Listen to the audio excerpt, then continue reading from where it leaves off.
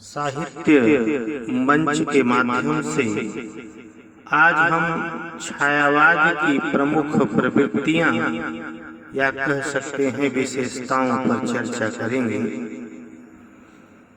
तो छात्रों, आदि काल से द्विवेदी युग तक की कविता स्थूल बाह्य जगत की कविता थी। एक संसार बाह्य जगत का होता है, अर्थात उसका दर्शन खुली आंखों से कर सकते हैं। दूसरा जगत अंतर जगत होता है, उसका दर्शन अंतर्मुखी होता है। यह अधोमुखी विकास होता है, कह सकते हैं अमूर्त जगत। अभी तक कविता में व्यक्ति और बाह्य जगत महत्वपूर्ण था, इसलिए कविता वर्णनात्मक थी, इसलिए घटनात्मक काव्य लिखे गए, सीधे सीधे शब्द योजना होती थी। द्विवेदी युग के प्रसिद्ध कवि अयोध्या सिंह उपाध्याय हरिओत ने भी लिखा था, दिवस का अवसान समीप था। अब छायावाद में जब हम प्रवेश करते हैं तो ठीक इसका उल्टा होता है। पहली प्रवृत्ति हमारी या विशेषताएं हैं वैयक्तिकता या कह सकते हैं आत्माभिव्यक्ति। व्यक्ति और उसका अंतर जगत। वैयक्तिकता की प्रतिष्ठा यानी समाज की जगह महत्वपूर्ण हुआ व्यक्ति। महादेवी वर्मा भी कहती थी कि समाज की बात करते करते कविता थकने लगी थी। इसके पहले व्यक्ति का महत्व नहीं था, शरीर नश्वर माना जाता था। जैसा कि भक्ति काल के कवि कबीर दास ने कहा था, पानी केरा बुदबुदा अस मानस की जात। अपने शब्दों में अपने भावनाओं को व्यक्त करने का अवसर कम ही आया। बीच बीच में कहीं भक्ति काल के कवि भक्त की बहाने अपनी बात कह रहे थे। इस तर्कों के नए संसार में जब देखा तब दृष्टि विकसित हुई। छायावाद में पहली बार मैं सत्ता का विकास हुआ। महाकवि जयशंकर प्रसाद जी ने कहा, मैं हूं। जबकि भक्ति काल में क्या था? कबीर साहब कहे थे, जब मैं था तब हरि नहीं, लेकिन छायावाद में मैं विकसित हुआ। कह सकते हैं परंपरागत मानसिक चित्र गंदला हुआ। जैसे जैसे आधुनिक विज्ञान के संपर्क में आए, अनेक सवाल शुरू हुए। वैसे वैसे भावनाएं की बेचैनी बढ़ी, दबाव बढ़ा, प्रश्नों की उपेक्षा हुई। अब कविता व्यक्ति और अंतर जगत की बात कर रही है। अभी तक डालियों पर पानी डाला जा रहा था, लेकिन छायावाद में जड़ पर पानी डाला जा रहा है। कविता के स्तर पर पहली बार छायावाद में वैयक्तिक स्तर पर स्वाधीनता मानी गई। ऐसा नहीं था कि यह आकुलता पहले नहीं थी धर्म और ईश्वर के नाम पर, लेकिन तर्क के कसौटी पर खारिज हुई। प्रसाद जी ने कहा था, मैं हूं यह वरदान सदृश गूंजने लगा यह कानों में। व्यक्ति का अंतर जगत छायावाद में महत्वपूर्ण हुआ। पहली बार अंतर जगत को चीर कर देखा गया। 1918 से 1936 तक स्वतंत्रता आंदोलन का स्तर भी बड़ा उतार चढ़ाव का था। अंतर जगत में निराशा, कुंठा, आशा, तनाव, यह सब था। कविता के स्तर पर व्यक्ति की प्रतिष्ठा, उसके आंतरिक सवालों को महत्व दिया गया। कविता के स्तर पर यह एक क्रांति थी। प्रसाद की आंसू बड़ी प्रसिद्ध कविता है। यह प्रसाद की नितांत व्यक्तिगत पीड़ा है। प्रसाद जी कहते हैं आती है शून्य क्षितिज से, क्यों लौट प्रतिध्वनित मेरी टकराती, बिल खाती सी पगली सी देती फेरी। यानी हमारे प्रश्न पागलों की तरह शून्य में गूंज रहे हैं, केवल सवाल ही सवाल है। कविता अब दर्द को खुलकर कहने लगी, ये अपने शब्दों में अपनी पीड़ा को कहती है। प्रसाद जी आत्मकथा में कहते हैं, अभी सुनकर क्या तुम भुला करोगी मेरी आत्मकथा, अभी समय ही नहीं कि सोई है मौन व्यथा। मिला कहाँ वह सुख जिसका मैं स्वप्न देखकर जाग गया, आलिंगन में आते आते मुस्का के वह भाग गया। ये है छायावादी व्यक्ति का आंतरिक संसार। अपनी पीड़ा खुशियों को खुलकर कहना चाहता है। प्रसाद जी कहते हैं, सुख अपमानित करता सा जब व्यंग हंसी हंसता है चुपके से, तब तू रो मत, यह कैसी परवशता है। यहाँ लक्षणा व्यंजना प्रतीक और बिंब में भाषा, लक्षणा व्यंजना प्रतीक बिंब भाषा में बात होती है। प्रसाद जी कहते थे छलना थी उसमें तब भी विश्वास भरा था। यह अंग्रेजों द्वारा जब भारतीय छले गए द्वितीय विश्व युद्ध में, अंग्रेजों ने गांधी से कहा साथ दो, हम भारत को आजाद कर देंगे। साथ दिया गया, लेकिन अंग्रेज स्वतंत्रता नहीं दी। यह राजनीतिक कविता है। वास्तव में देखा जाए तो छायावाद पहला नवजागरण है। हिंदी कविता में पहली बार व्यक्ति अपनी बात को अपनी वाणी में व्यक्त की। वह स्वयं के द्वारा स्वयं के शब्दों में अपने दर्द की बात कही। यह तत्कालीन भारतीय युवा पीढ़ी का दर्द है। यह है व्यक्ति में समष्टि का दर्शन। व्यक्ति में समष्टि का दर्शन अर्थात यह कविता स्वाधीनता आंदोलन से भी जुड़ती है और आत्मा व्यक्ति की। छायावाद की दृष्टि में यहाँ सौंदर्य वर्णन नहीं, सौंदर्य बोध है। बोध का तात्पर्य आंतरिक होता है। जैसे सवाल उठता है छायावाद का कथ्य क्या है, तो छायावाद का कथ्य है आत्मकथ्य। और शैली क्या है इसकी? शैली है इसकी मैं शैली। पीड़ा और प्रेम अपने शब्दों में व्यक्त की गई है। छायावाद के पहले अन्य पुरुष शैली प्रधान थी। सारे भक्त कवि ईश्वरीय एकता के माध्यम से मानवीय एकता की बात करते हैं। कविता में यह परिवर्तन आकस्मिक घटना नहीं है। यह एक लंबे समय से पारिवारिक सामाजिक जड़ताओं से, एक लंबे समय से बेचैन थे। ईश्वर और धर्म के नाम पर आप एक कठपुतली मात्र। तर्कों के भरे संसार में आप अपने को देखा बुद्धि के प्रकाश में, और उसने पाया धार्मिक जड़ताएं टूटने लगी। वर्तमान ने अतीत से तमाम सवाल खड़ा किए। इसीलिए छायावादी कविता की शैली मैं शैली है। कथ्य हुआ आत्मकथ्य, अर्थात अपने मन की बात कहना, अपने अंदर की बातों को कहना। भारत दुर्दशा का कारण था हमारे राजा नवाबों की दुर्दशा। वास्तव में छायावाद की जो आत्मा व्यक्ति की प्रवृत्ति है, यह सभी जड़ताओं से मुक्ति का आंदोलन है।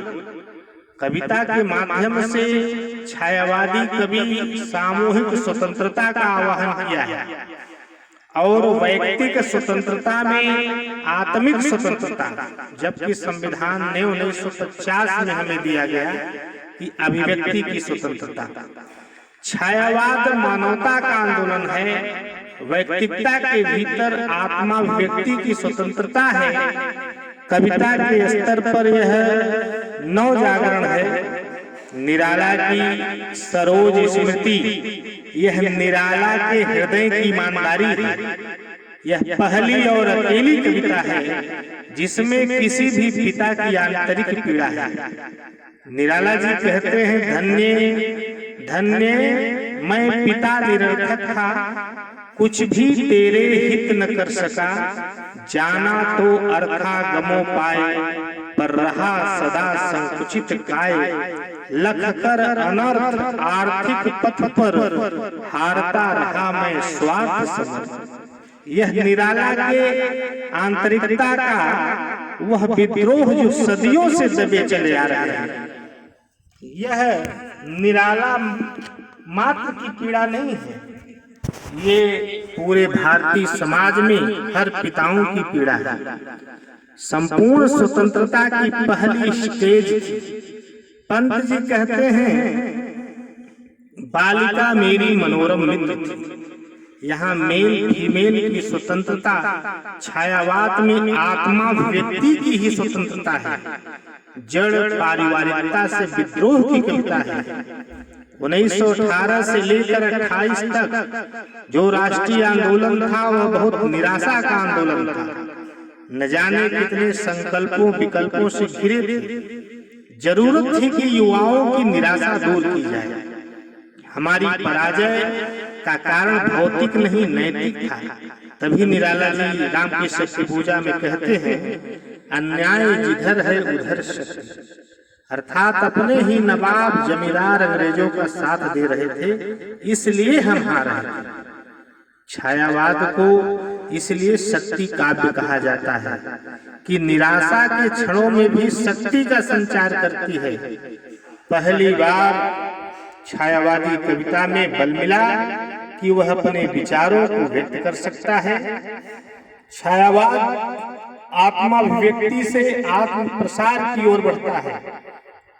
अब अपने मन की भावनाओं को कहना चाहता था कि बताएं, व्यक्ति के विकास के लिए आत्म प्रसार आवश्यक था।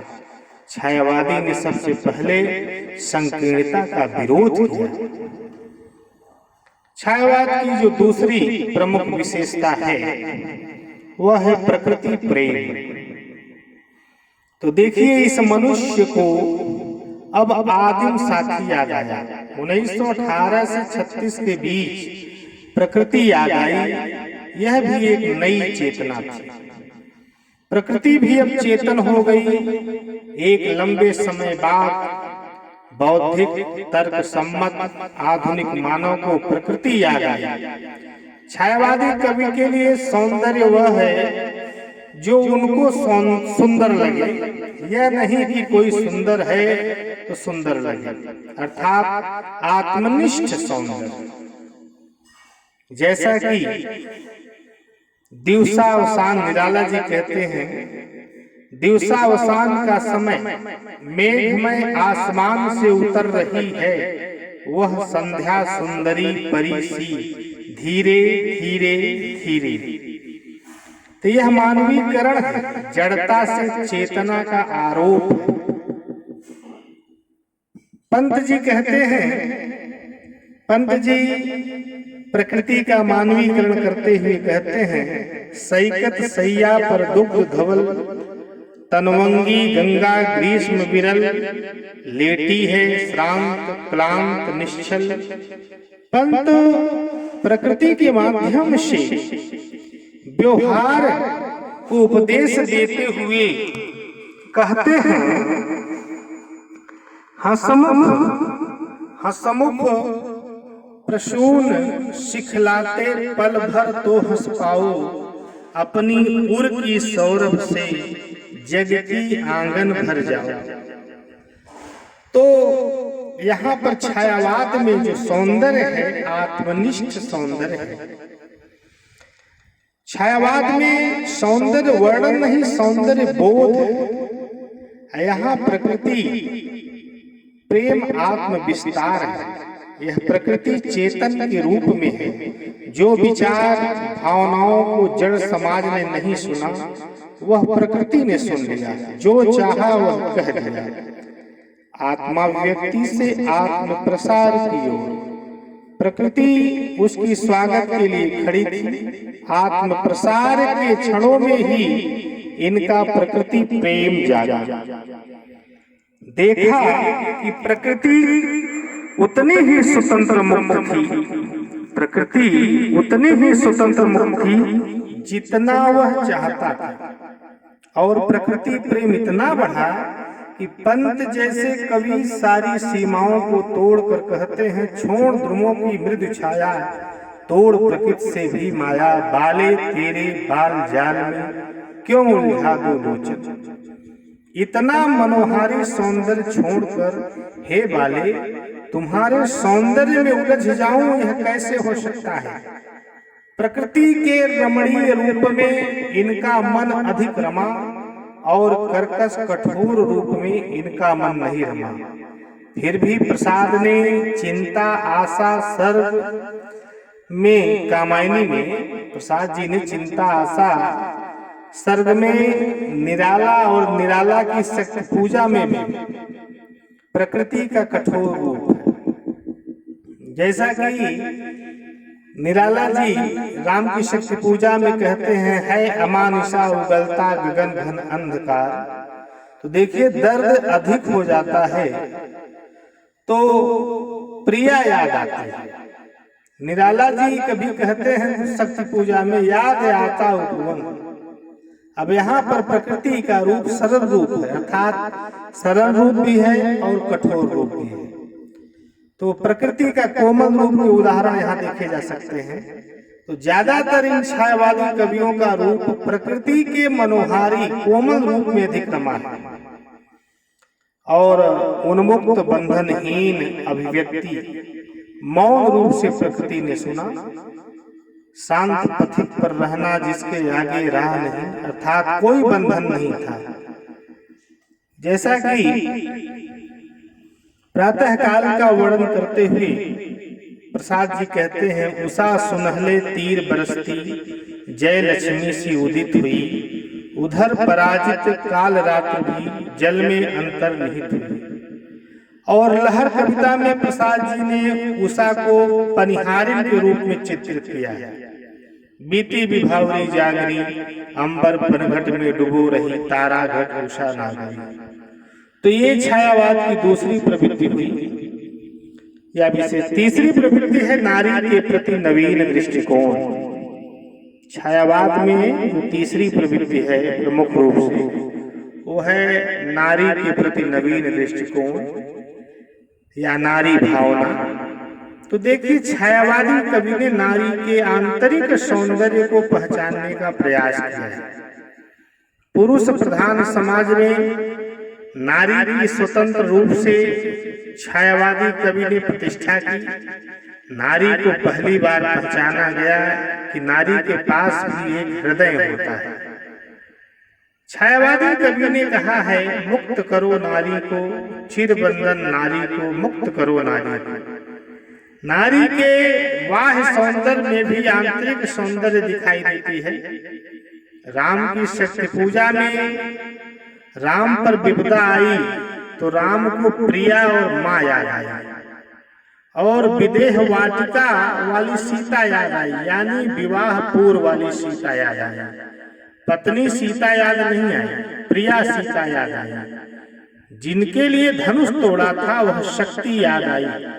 यह कहीं न कहीं नारी के प्रतिष्ठा का आवाहन है। निराला ने तुलसीदास में रत्नावली को दिग्भ्रमित तुलसी को ज्ञान कराती है। प्रसाद जी कामायनी में श्रद्धा सर्ग में श्रद्धा के माध्यम से एक नया संदेश नारी के माध्यम से पुरुष को दिलवाते हैं। और श्रद्धा कहती है, औरों को हंसते देखो, औरों को हंसते देखो, मनु हंसो और सुख पाओ, अपने सुख को विस्तृत कर लो, सबको सुखी बनाओ। यह मानवता के विचार की ओर आगे बढ़ती है। ऐसा पहला महाकाव्य है जिसमें नारी को पथ प्रदर्शक के रूप में देखा गया है। नारी के कई रूप हैं, प्रिया भी है, पत्नी भी है, पथ प्रदर्शिका भी है, शिक्षिका भी है, और इस पूरे विश्व और प्राणी मात्र की चिंता करने वाली वह भारतीय नारी है। किसी भी स्तर पर पुरुष को चेतावनी दे सकती है। प्रसाद ने नारी को सांस्कृतिक प्रतिष्ठा के रूप में स्थापित किया। नारी का यह उदात्त रूप है। श्रद्धा कहती है मनुष्य कि मनु तुम्हारी होगी यह नव मानवता उज्ज्वलता, जिसमें सब कुछ ले लेना है, हंत बची क्या। अर्थात नारी यहाँ पर उपदेश देती है। मनु जो दम्भी पुरुष है, आज नारी उसको उपदेश देती है, अर्थात पथ प्रदर्शिका का कार्य कर रही है। ऐसा विचार प्रसाद जी नारी से कहलवा रहे हैं। दुख और सुख का द्वंद्व दोनों है प्रसाद में। प्रसाद जी ने नारी के अंदर राष्ट्र प्रेम की भावना को भी दिखाया है। प्रसाद जी के पुरस्कार कहानी में मधुलिका व्यक्तिगत प्रेम से आगे राष्ट्र प्रेम को अधिक महत्व दिया है, अपने को देकर भी पाया है। व्यक्तिगत प्रेम को त्याग कर राष्ट्र प्रेम को महत्व दिया गया। यह है छायावाद का राष्ट्रीय प्रेम। भोगवाद की प्रवृत्ति आ गई थी, इसलिए मोह भंग हो गया। महादेवी वर्मा की यदि बात करें तो महादेवी वर्मा जी तो स्वयं में नारी नवजागरण की जीवित प्रतीक है। पुरुष प्रधान समाज में नारी होते हुए महादेवी ने अकुंठ भाव से अपने प्यार पीड़ा को कहा है, और इन्हें पीड़ा की गायिका भी कहा जाता है। महादेवी जी कहती हैं, जो तुम आ जाते एक बार, कितने करुणा कितने संदेश। तो नारी, अब प्रसाद भी कहते हैं, नारी तुम केवल श्रद्धा हो। तो प्रसाद जी की दृष्टि में ऐसी भारतीय नारी जो कई दायित्वों को एक साथ जी सकती है, उसका निर्वहन करने की शक्ति रखती है। विभिन्न टुकड़ों में विभाजित होते हुए भी सबको एकनिष्ठ भाव से प्रेम करती है।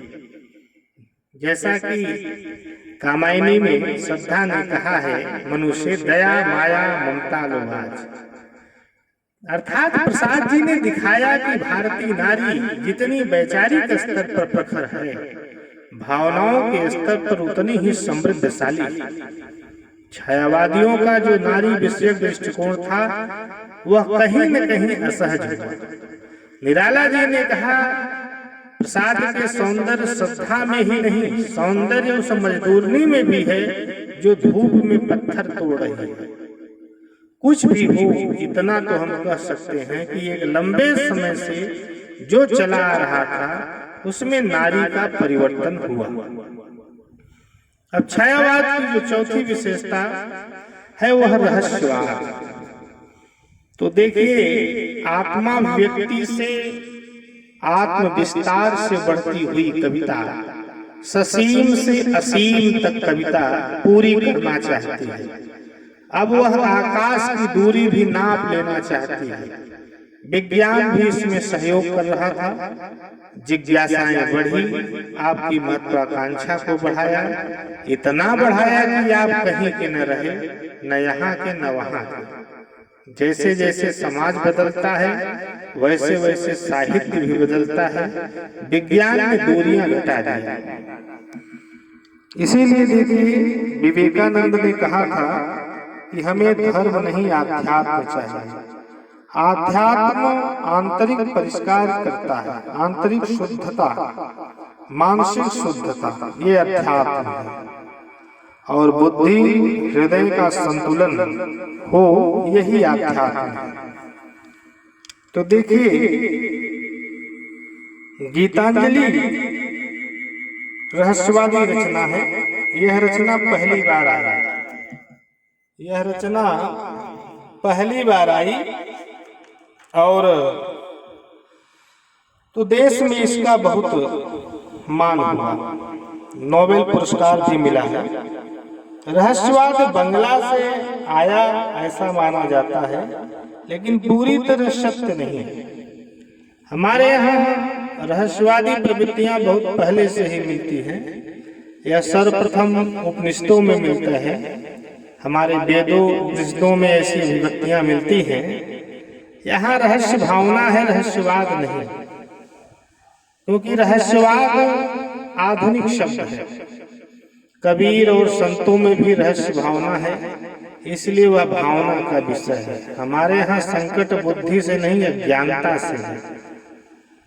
छायावाद यहाँ संकट अज्ञानता का नहीं, अभिव्यक्ति का है, अर्थात शब्दों को कहा नहीं जा सकता।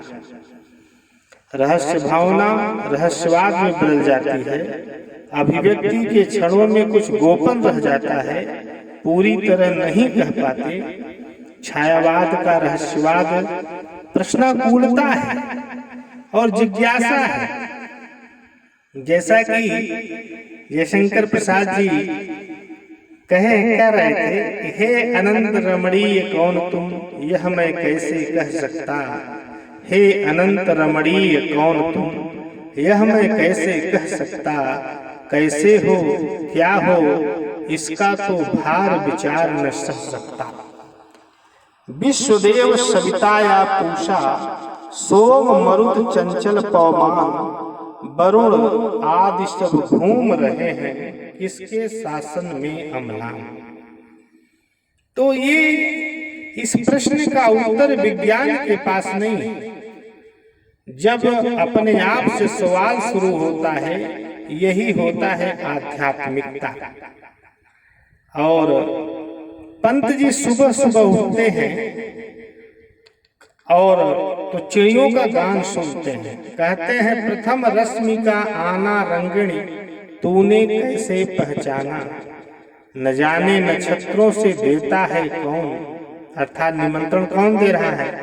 तो पंत के यहाँ जिज्ञासा है, प्रश्न है, व्यष्टि का समष्टि के प्रति भाव निवेदन है। यही रहस्यवाद है।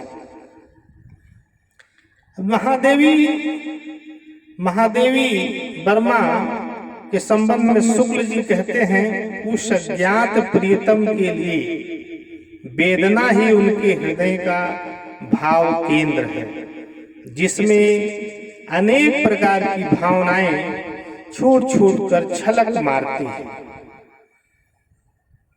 और महादेवी जी कहती हैं, मेरे प्रिय को आता है नभ के तारों में आना।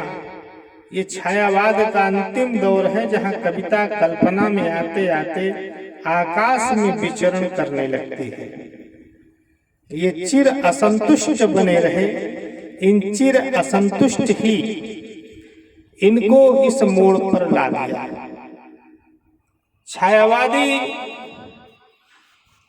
छायावादी कविता में प्रश्नाकुलता है, जिज्ञासा है, ससीम का असीम के प्रति प्रणय निवेदन है।